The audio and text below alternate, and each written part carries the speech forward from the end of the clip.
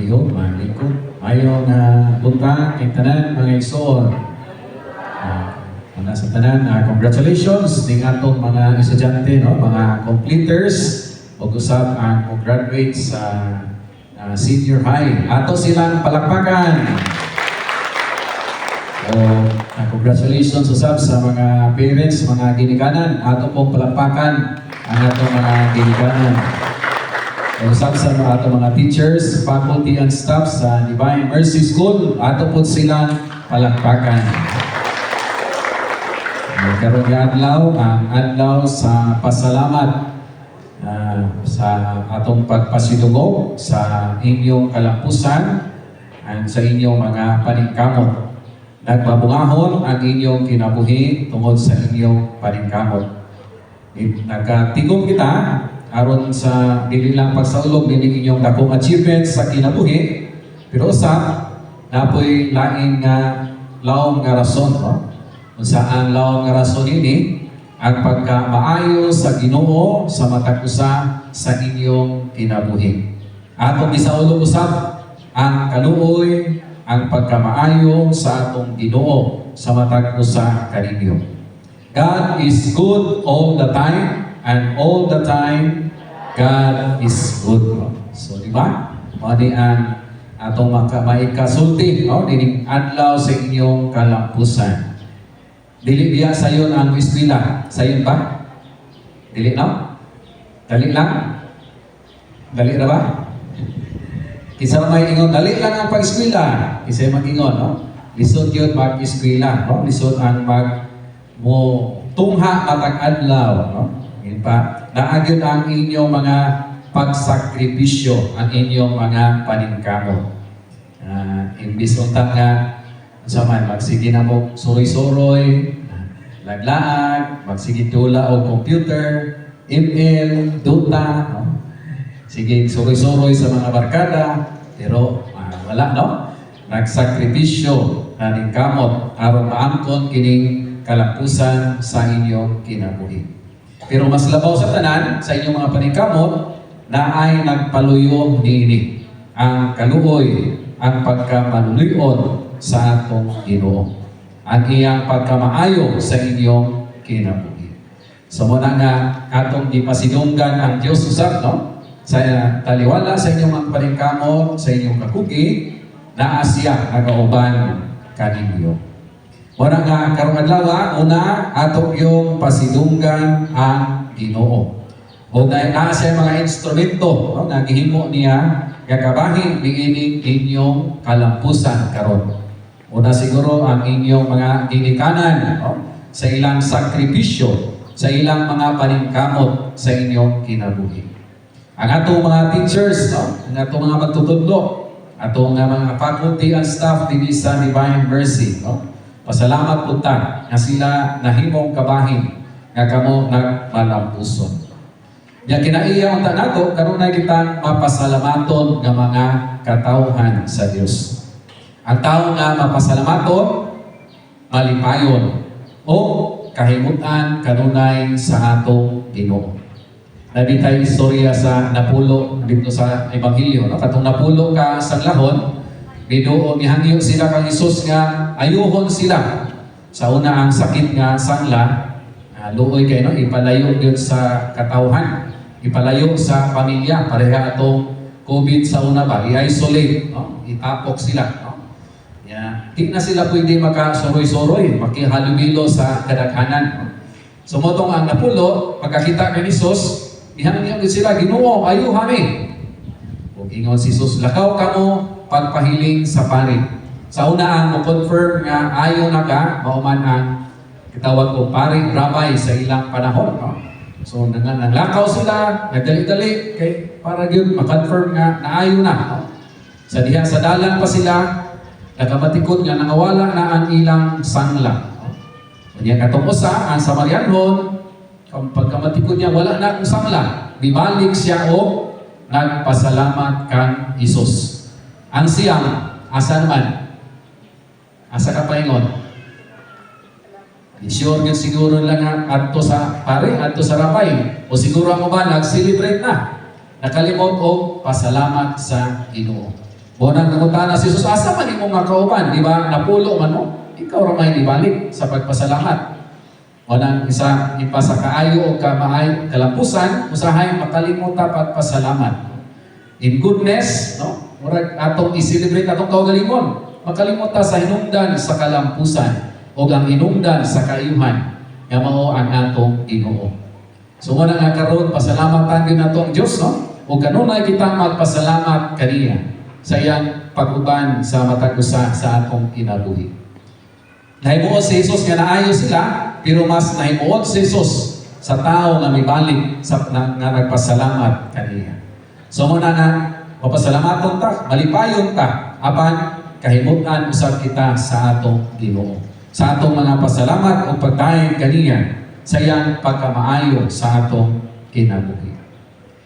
Kini po pahinumdum nato, no, nga ang kalampusan kay ni you give yourself, no, dihatag mo sa inyong kaugalingon. Matod pa ni Manny Pacquiao, no gods, no glory. No? Parang imong kalampusan kinahanglan ka nga ipursige imong kaugalingon, maningkamot ka, no? Ayaw kahadlo unsay maguna o unsa man ang naa sa unahan sa imong kinabuhi. Usahay sa itong mga paningkamot, natin mga failures, di ba? Kinsay nakagrado din 70 ba mga grado? At sa Perni. Pero padayon kahapon, bahalag at sa. Kinsa may I can see incomplete, no? Kinsa may murag unsa na bagsak, naghagbagsak, no? Padayon gihapon, no? Hindi tayo ang atong mga failures doesn't mean that di na pwede. No? Ang failures daw pwede natong mahimo ang sa kalampusan. Ika nga si biktima ko, ako magtuon pa ko, di ba? Bagsak ako, yung mahiyap-hilak rin ko ba, bagsak ko, di man ko, no? Dila na mao, no? Failure is not a failure, no? Kung dili failure ka, kung di na ka magtuon, di na ka maningkamot, failure yun na siya. Pero ka, mo ni ang imong motivation nga mahimo kang successful. Pagtuon ako karon, sipyat yun ko na, wag yun ko nag-study. Pagsak yun ko, no? So mahimo ni mong motivation aron ka malampuson. So muna pa, ang uban yun pa, sige na, pagsak, mamumpiyan na po ko sunod, no? Adi na, no? Wag yan po na yung maayong nga resulta, no? Ipang ang atong failure, siguro mo niya paangin nga mahimutang malampuson sa atong kinabuhi. Usahay ang Ginoo, tistingan ta, kanus nga magmalikot ta sa atong kinabuhi. No? Dili daw ang tanan, ang kalampusan sa iyon, apan asahay atong paningkamutan. Kaila mo ni Thomas Edison? Isa man na si Thomas Edison. Siya ang inventor sa suga, no? Oh, pero wadili niya diha-daha na naimbento ang suga, no? Daghan siya mga invention na siya ang laboratory, no? Ang usa ka adlaw kini iyang laboratory nasunog. Hinak si Thomas Edison kay mao to ang iyang trabaho, no? Sige lagad tong laboratory, sige experiment. Pero kay pagkakita niya sa pagkasunog, abi niya ang tanan niyang mistake, tanan niyang failures na daw. Pero naa siya paglaom, kaya dito, nakita niya na kung saan pag-imbento sa suga. Sumotong sinuganan nga naka-imbento siya og suga, katong iyang failure, pagkasunog sa iyang laboratory. So kung wa pa ito nasunog yung laboratory, awa siya kahimo og invention nga atong nagamit karon. So failures doesn't mean failure always. No? O din ang mag-motivate nato na malampuson kita sa atong kinabuhi. O sa katapusan, siguro atong panikamutan po, no? Nga makanunay kitang magmasaligon sa atong Ginoo, sa atong panaw, dinhi sa kalibutan. Ingon pa, ang kaumao nato, we don't know our future. No? Wata kabalo, unsay ugma, no? Unsay dangata nato sa umaabot, no? Unsay mahitabo nato. Pero kabalutan nga naay Ginoo matag adlaw sa atong kinabuhi. Kung wa ta kay balo, salig ta sa atong Ginoo. Ipabitaw, musubang ang adlaw ugma sa pagsubang sa adlaw, nabang Ginoo wala na. kay siya man ang naghimo sa kalibutan. So mo nang magmasaligon ta sa atong Ginoo. Say mahitabo nato salig diha sa Dios.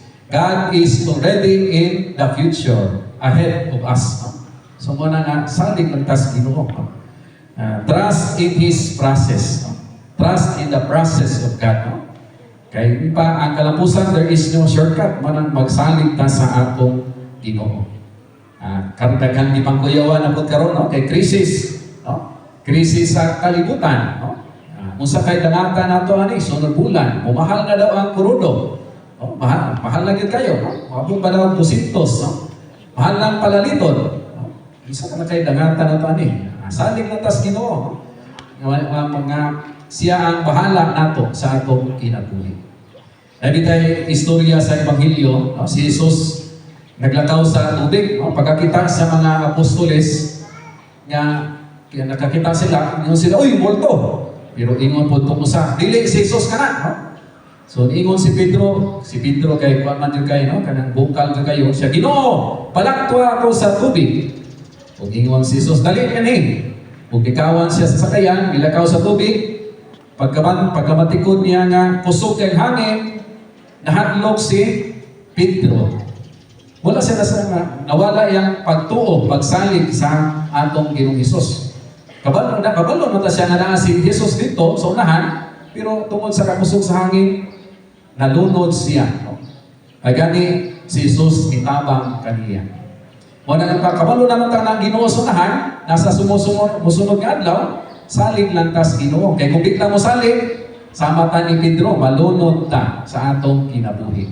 Malunod ta sa atong mga kahadlok, malunod ta sa atong mga yung panato, mga uncertainties in life, no? Munang musalig ta sa atong Ginoo. So mo ni iba pag atong pagpahimangno, no? Ang iyong kalampusan karon, nagsalig mo sa Ginoo o musalig mo ta sa atong Ginoo sa iyang way buas nga kaayo, sa iyang way buas nga gugma sa matag usa sa atong kinabuhi. Pasalamatan nato siya kay naa siya kanunay ug dili kayo mubiya sa matag usa kanato. Kini ang inyong kalampusan karon, kini magpahinumdom kaninyo sa inyong pagkamasaligon sa gahom sa Dios. Unya ta ang atong kalibutan karon lahi naman, no? Kay usahay kining ato nang pilion ang dungog, no? Ang posisyon, no? Ipa atong achievements, pero kini daw atong paghinumdom nga importante ni siya, pero mas naapay labing importante nga gipahinumdom kanato ang Ginoo. Bisan kung sa atong kahintang, no? Naman tay nalampos o wala, naman tay mga dagkong nga posisyon, naman tay daghang kaptangan o wala, pero ang labing importante kita makabalo nga kita mga anak sa Dios. Kita tanan mga anak sa atong Ginoo o kita iyang mga pinangga na mga anak dinhi sa kalibutan. Una nga atong paghinumdom, no? Labi na sa atong panahon karon, murag nawala na ang integridad sa pagkatao.